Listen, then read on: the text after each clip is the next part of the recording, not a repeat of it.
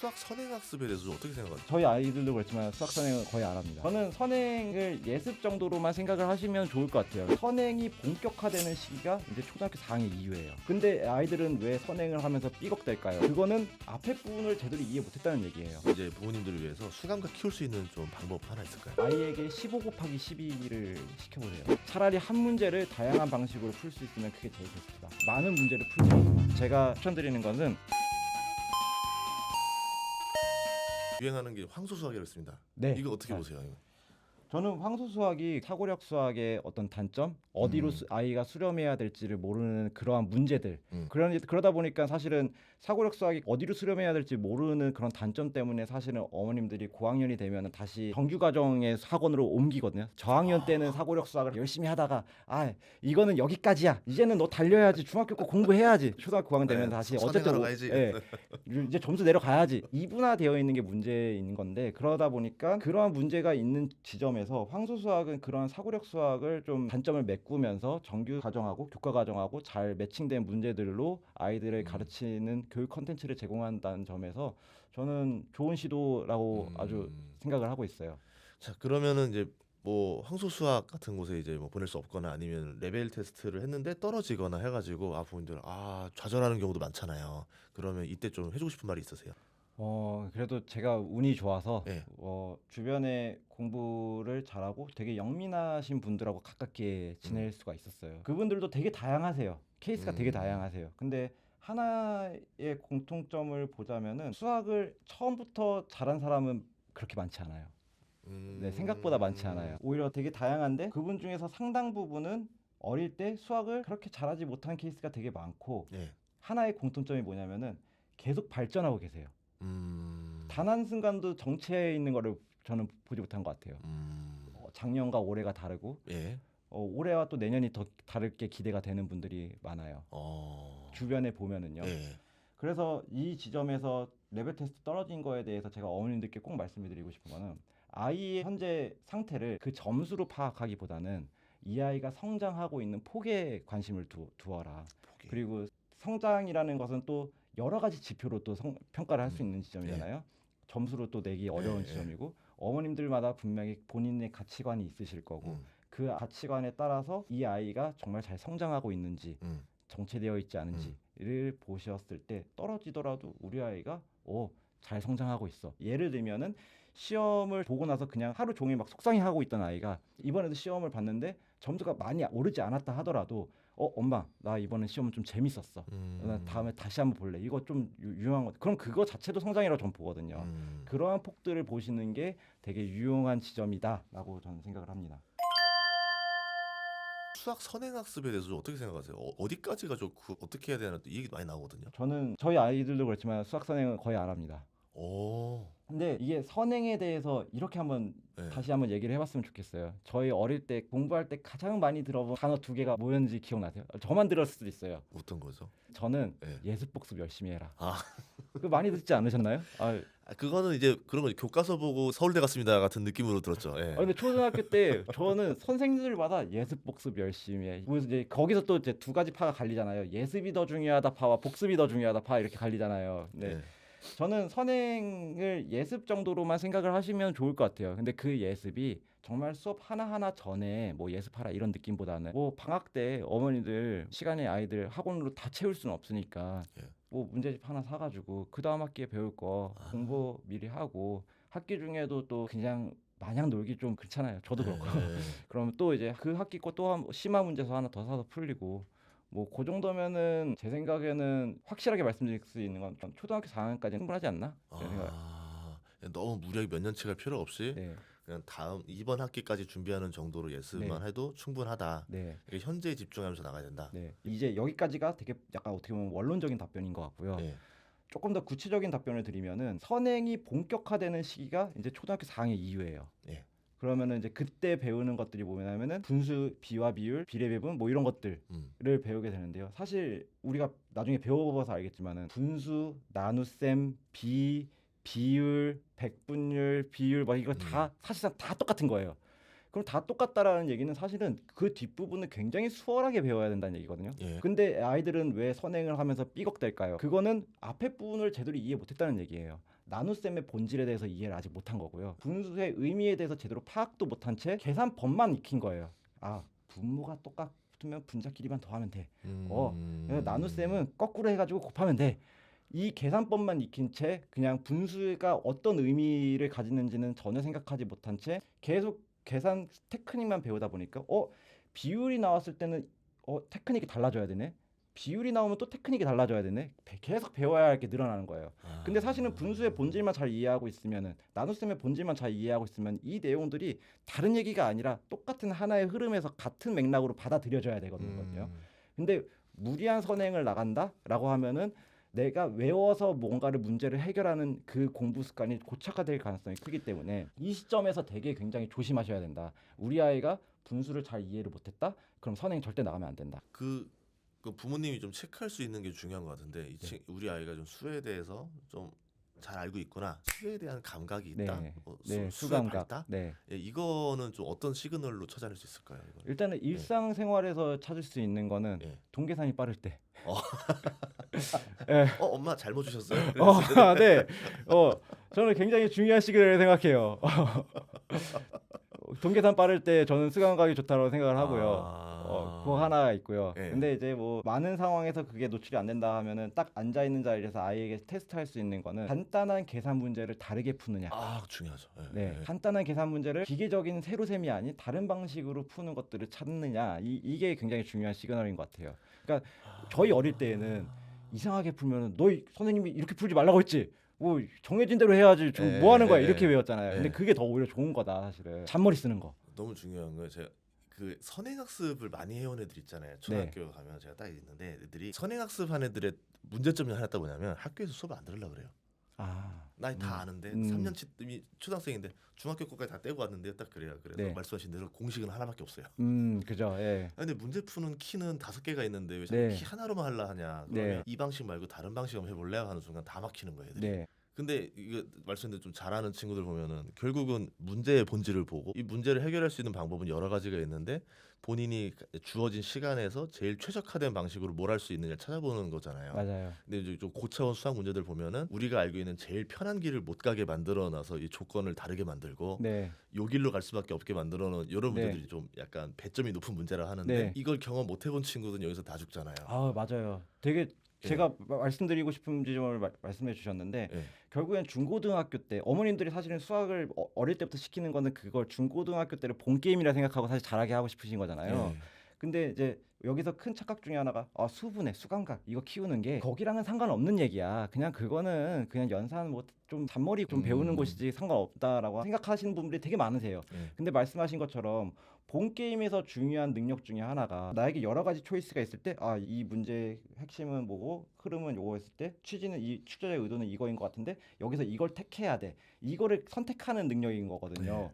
그러면은 그거를 연산에서부터 훈련을 시킬 수 있는 방법이 있다면 전 무조건 시켜야 된다고 생각해요. 연산에도 이미 하나의 연산을 여러 가지 방법으로 풀 수 있는데 이 수의 특성을 내가 곰곰이 파악을 했을 때 요거는 요렇게 계산하는 게 편해. 그러면 그 방법을 택해서 계산하는 능력을 키워야 되는 거죠. 그게 본 게임에서 분명히 필요한 능력이다. 이렇게 얘기를 해드리고 싶어요. 그래서 저 요새 요리 예능들 보면서 재밌는 게 요리사한테 칼을 쓰지 말고 요리해 보시오. 이런 이런 식으로 되게 재밌는 미션일 것 같아요. 그러니까 이제 그 뭔가 이 조건이라는 게 무조건 다 있는 건 아니다. 항상 상황은 다르다. 진짜 재밌는 비유인 것 같아요. 저희도 그래서 아이들을 테스트할 때 많이 쓰는 것 중에 하나가 뭐를 쓰지 말고 푸시오. 이런 거. 진짜 저희가 쓰는 거거든요. 진짜 독특한 수학하고. 예를 들면은 두 자릿수 곱셈을 하는데 곱셈을 두 자릿수 곱하기 두 자릿수인데 두 자릿수 곱하기 두 자릿수를 절대 쓰지 마시고 그림으로만 푸시오. 뭐 이런 식으로 팔다리를 묶고 그 안에서 사고를 훈련시키는 것들도 많이 해요. 저 대학교 입시 때 보니까 수시 때 보면은 수리노즐이라는 거 하잖아요. 네네네. 그런 과정을 보는 거죠. 그죠. 그거를 또 다시 이 아이가 어떻게 풀어내느냐를 저희도 그래서 풀이를 많이 봐요. 근데 이 지점에서 제가 풀이에 대해서 말할 때 항상 조심하는 지점이 제가 얘기하면 어머님들이 또 이제 앉아서 자 우리 승규야 앉아 자 여기 선생님이 풀이 잘 쓰라고 했어. 근데 이렇게 하시면은 아이 지쳐요. 그러니까 제가 저학년일수록 특히나 중요한 게 자신의 생각을 어떻게든 표현하면 그게 제일 좋아요. 그게 뭐 아주 유려한 그림은 제일 좋겠죠. 그게 얼마나 뿌듯하겠어요. 네. 근데 그게 아니더라도 그림 하나만 봐도 애들이 센스가 딱 보이거든요.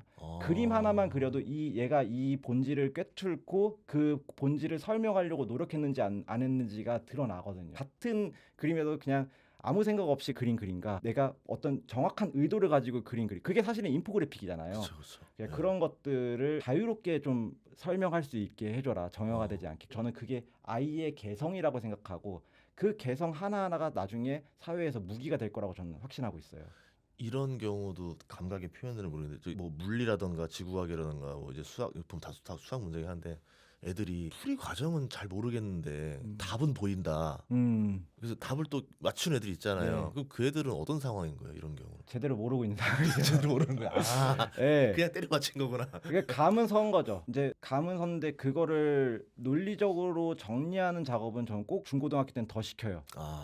중고등학교 정도 됐다. 대학교라는 것이 어떻게 이제 우리 사회가 전반적으로 그렇게 인식은 안 하지만 대학교라는 거의 원래 취지는 학문적인 성취를 이루기 위해 가는 곳이잖아요. 네. 그러면은 학문적인 성취의 가장 기본은 서술이에요. 설명하고 문자로 서로 사람들과 교류하는 거거든요. 그럼 자신의 생각을 누군가에게 설명할 수는 있어야 돼요. 그게 아니면은 완성되지 않았다라고 저는 믿고 있고 저희가 뭐 어려운 말을 굳이 쓰지 않더라도 배움의 완성은 가르칠 수 있어야 된다라고 얘기를 많이 하잖아요. 그쵸. 그것들이 많은 것들을 시사한다고 생각해요. 맞는 것 같다. 그러면 좀 이제 부모님들을 위해서 수감각 키울 수 있는 좀 방법 하나 있을까요? 일단은 수감각에 대해서 조금 더 얘기를 해보면 좋을 것 같아요. 네. 수감각이라는 게 발달된 게 아까 어떻게 확인할 수 있느냐 이렇게 질문하셨을 그쵸. 때 네.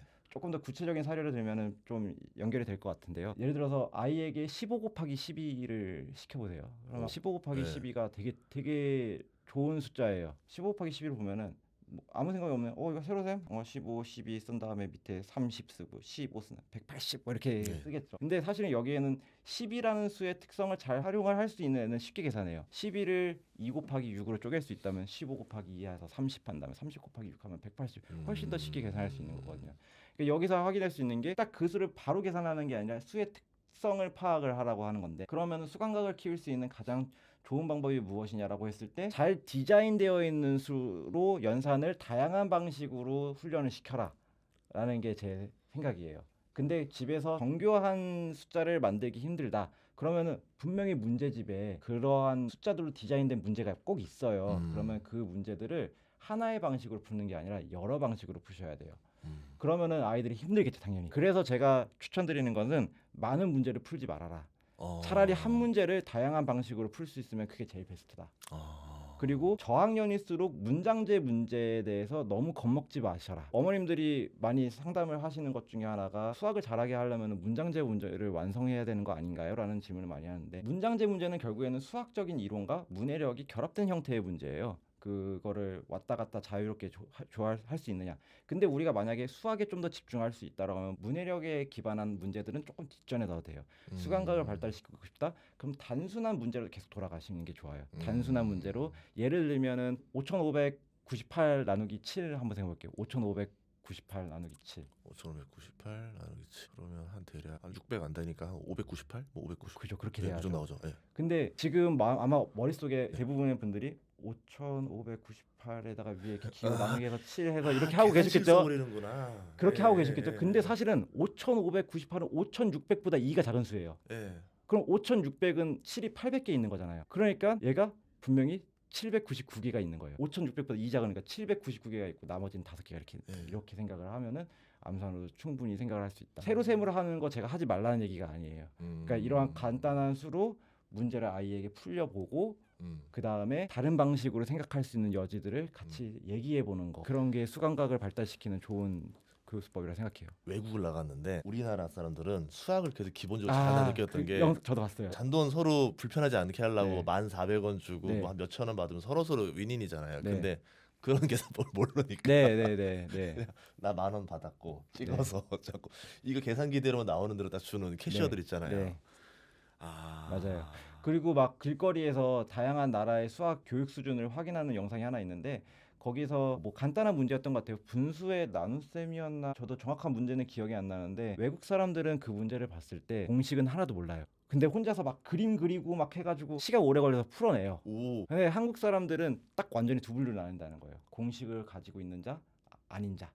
그냥 아예 공식을 모르면은 포기, 공식을 아는 사람은 그냥 딱딱딱 이거 그래서 빠르긴 엄청 빠른 사람, 아예 못 푸는 사람. 이게 사회에서 나중에 큰 문제가 되는 게 저희 쪽은 영상회사를 하잖아요. 네. 직원들이 딱 그런 거예요. 뭘 만들어보자. 그럼 공식 주세요. 이러는 거예요. 그러니까 이미 만들어진 걸 달래요.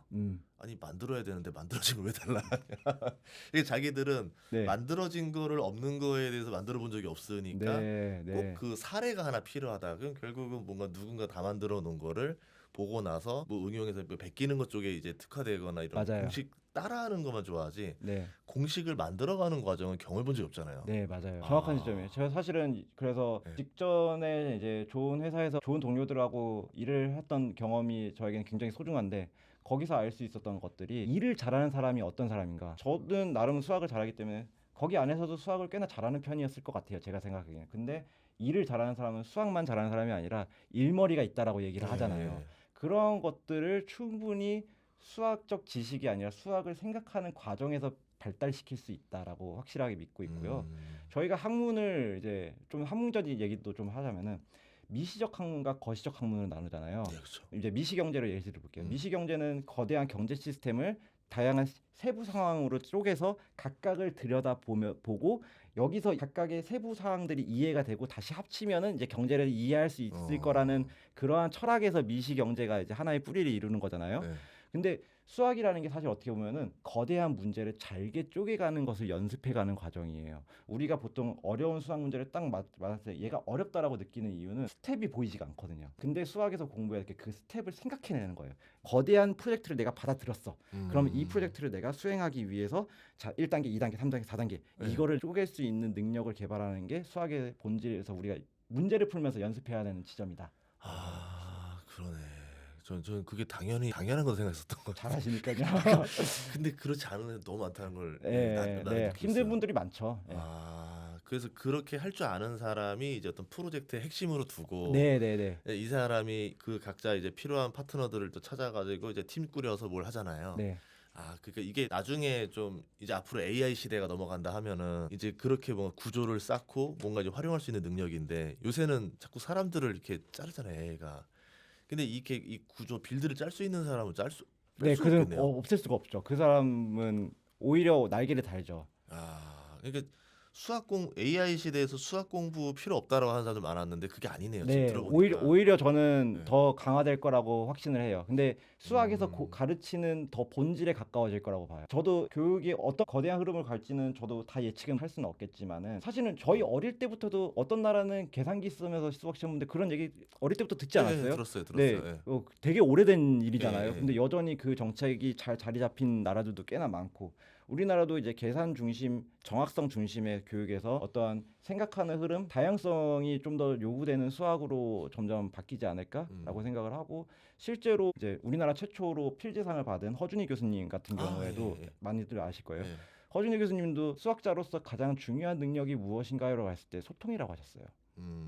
이제는 혼자서 문제를 풀던 시대는 끝났다. 우리 어릴 때에는 수학 좋아하는 애들은 막 오일러, 막 파스칼, 막 수학자, 막 유명한 수학자를 보고 예. 자랐잖아요. 예.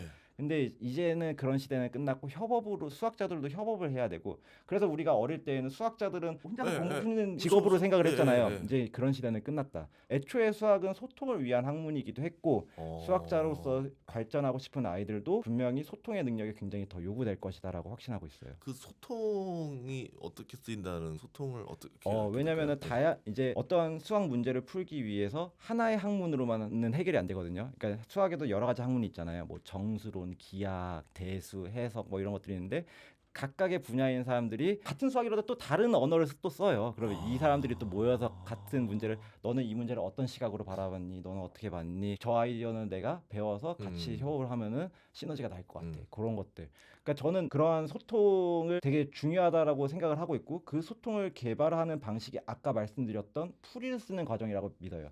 풀이를 우리가 생각하는 줄글로 딱 그걸로만 써야 돼가 아니라 내 생각을 표현할 줄 아는 자신만의 개성 그게 나중에 엄청난 무기가 될 거다. 왜냐하면 타인과는 다른 생각을 가지고 있기 때문에 다른 사람과 일했을 때 시너지를 발휘할 수 있는 사람이 되는 거죠.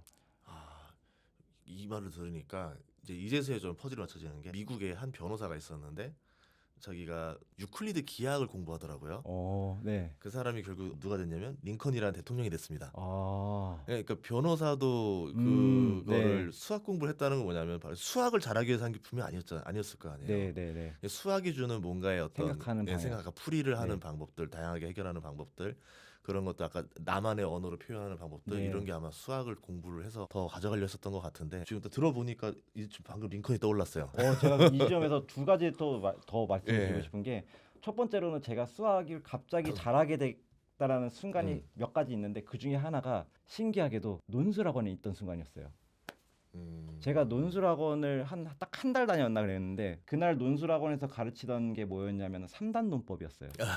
논리를 펼쳐 나가는 논리의 이론에 대해서 공부하는 예, 3단 논법이었는데, 그쵸, 그쵸. 저게 내가 풀이 쓰는 거랑 똑같네. 맞아요. 예, 네, 예. 그래서 이게 논리를 배우는 게 수학이 아무도 안 가르쳤지만 그 순간에 퍼즐이 좀 맞춰지면서 내 수학 실력이 뒤돌아보니까 그게 점프했던 순간이었어요. 논술에 대해서 멋진 글을 쓰는 게 아니라 수학이랑 좀 접목을 시켜서 한번 생각을 해보시면 좋겠다라는 말씀을 한번 드리고, 다른 하나는 아무래도 여기가 경제를 하는 곳이다 보니까 제가 진짜로 전 직장에서 많은 걸 배웠어요. 근데 투자론에는 두 가지 가치가 상충하거든요. 하나는 뭐냐면은 효율성이 이제 다른 말로는 수익성이죠.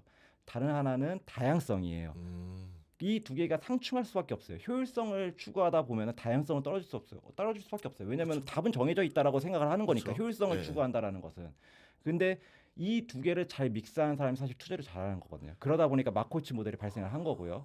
근데 여기서 저는 좀 더 다양성에 대한 얘기를 하고 싶은데, 다양성이라는 게 왜 이제 투자론에서 중요한 가치로 부상을 했냐면은, 다양한 걸 잘 섞어 놓으면은 시너지가 일어난다라는 게 수학적으로도 증명이 되고 실제로도 그렇고, 그러다 보니까 다양성이라는 게 이제 가치가 부여가 된 건데, 이거를 인적 자산에도 적용이 가능하다라는 거죠. 내가 다른 사람과 달라, 내가 그러한 무기가 있다면은 그 친구는 나중에 엄청난 자산이 되는 거죠, 그게. 네.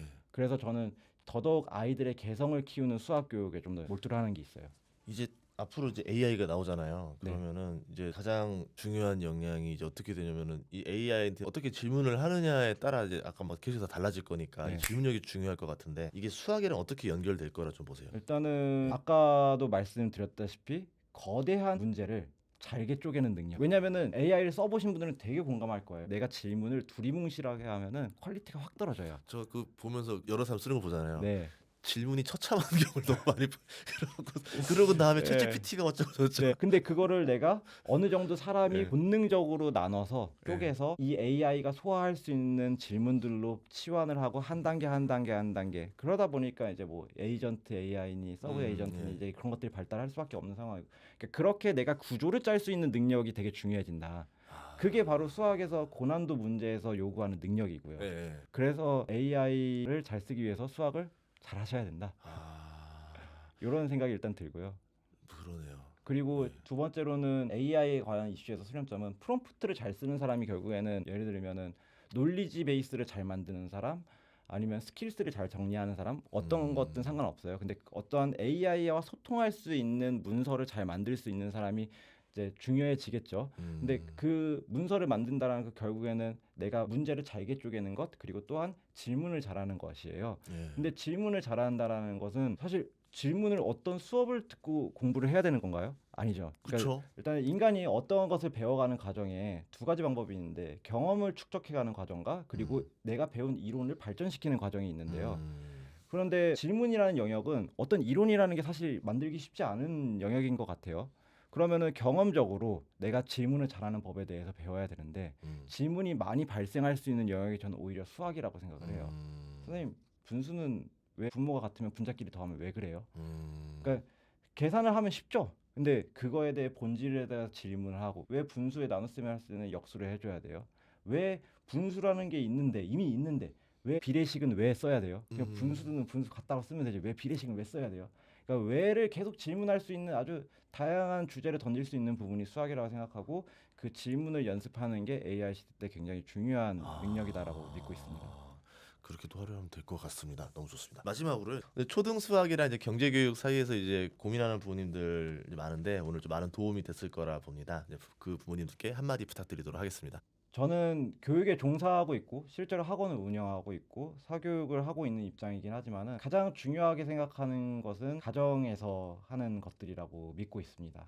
그래서 저희가 교육 컨텐츠 회사라고 얘기를 말씀드리는 부분도 어머님들이 가정에서 하실 수 있는 충분히 활용할 수 있는 그러한 자료들을 충분히 제공하고 싶다는 마음에서 시작을 한 거고요. 부모님들도 학원에 너무 맡기기보다는 여러 자료 찾아보시고 좋은 자료 걸릴 수 있는 본인의 학습도 하시고 노력을 좀 더 더해서 아이에게 나의 불안감을 전가시키는 부모가 아닌 아이에게 다양한 가치를 부여할 수 있고 사랑을 전달해주는 그런 부모가 부모로 거듭나시기를 진심으로 바라는 마음으로 전합니다.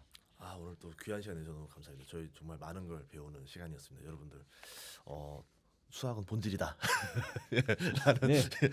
확신합니다. 예, 그 본질을 알아야 나머지에 다 응용할 수 있다. 예, 오늘 저 큰 가르침 감사합니다. 오늘 너무 고맙습니다. 감사합니다.